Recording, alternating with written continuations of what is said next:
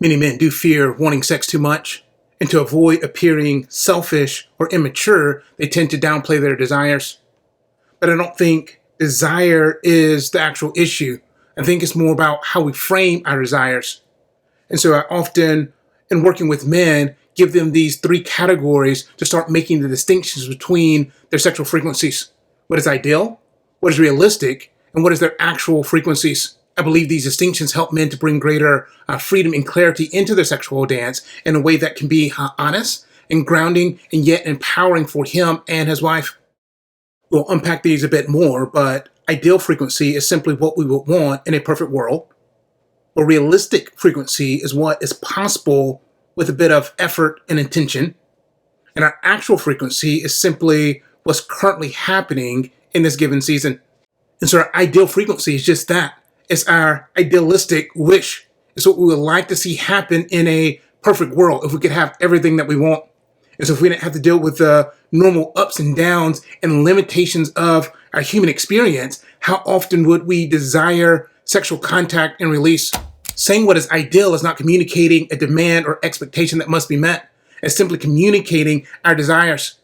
And part of maturity is being able to recognize that just because we want something doesn't mean that it's going to happen. But it's good to still name our ideal, still good to name our desire so that we know how to count the costs.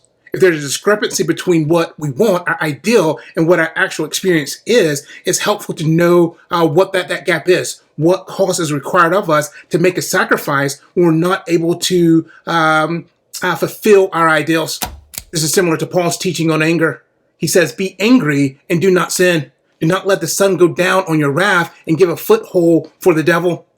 And so there's a place for anger, but we should not go to sleep to our anger. We should not turn a blind eye to our anger. We should keep our anger out in the light of day. Otherwise, we're giving a foothold to the devil. And the same is true when we're dealing with our sexual desires, that we should keep our sexual desires out in the light of day. We should not go to sleep to them. We should not turn a blind eye to them. We need to keep them out in the light of day. And naming our ideal desires, our ideal frequency, is a way to do just that. It's keeping it out in the light of day, where if we go to sleep to them, if we turn a blind eye to them, then we're giving a foothold to the devil. We're more likely to be taken out by sexual sin, sexual temptation, because we've not kept it out in the light of day and able to count the cost of what is required of us when we have to make those sacrifices. But as we count the cost, we're then able to make a conscious choice, a conscious decision, one that's grounded in our integrity of what to do when our desires are not being met. And so perhaps we simply grieve what we don't have so that we can learn to accept with gratitude what we do have. Or maybe it is learning how to wisely channel our desire into other outlets that are appropriate for the season of life. Whatever it looks like, we cannot be faithful stewards of our sexual energy until we can be honest in naming our ideal frequencies and desires. But naming what's ideal is not just about counting the costs. It also helps us to articulate a vision that we can work toward. Instead of settling or growing complacent, we can now look for those opportunities for growth, opportunities that we would have missed otherwise. Naming what's realistic helps us to state what's possible in this season. Of course, this will change from season to season as job demands change, as kids' activities change, as our social commitments change from one season to the next. What's realistic will look different. But it's helpful to still have a conversation about what's realistic so that we can set a baseline that we can shoot for. And so if we know that this is realistic, this is possible, then is that a reasonable baseline for us to shoot for in our marriage? Naming this baseline is not to set anything in stone. Life will still happen and it's good to remain flexible. But with this baseline, it helps us to continue to audit our life. And so is this realistic? Maybe we thought it was realistic, but as we get into it and try to implement it, we recognize that it's not realistic. And so we go back to the drawing board, as it were, to reestablish something that is realistic.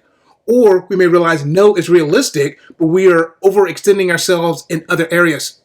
Perhaps we're overcommitted in our social commitments, or getting distracted surfing online, not getting enough sleep, or just being lazy. Whatever the case, when we name this realistic baseline, it gives us something attainable to work toward and can expose when we get out of balance in different areas of life.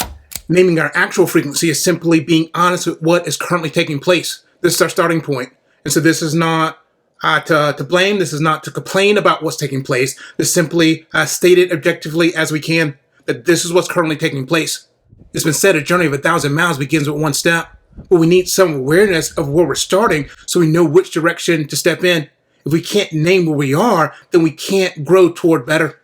And so wanting more sex is not necessarily the problem, but how we frame it might be.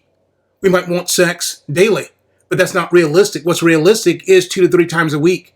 But what's actually taking place may be 2 or 3 times a month.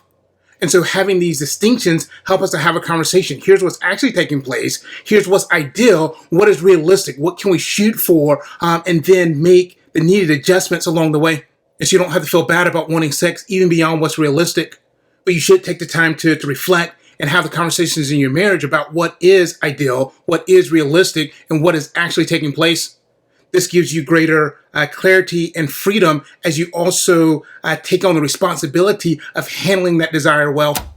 If these thoughts have been helpful to you, then like and subscribe so we can continue this conversation about how we can rise and reign as kingdom men.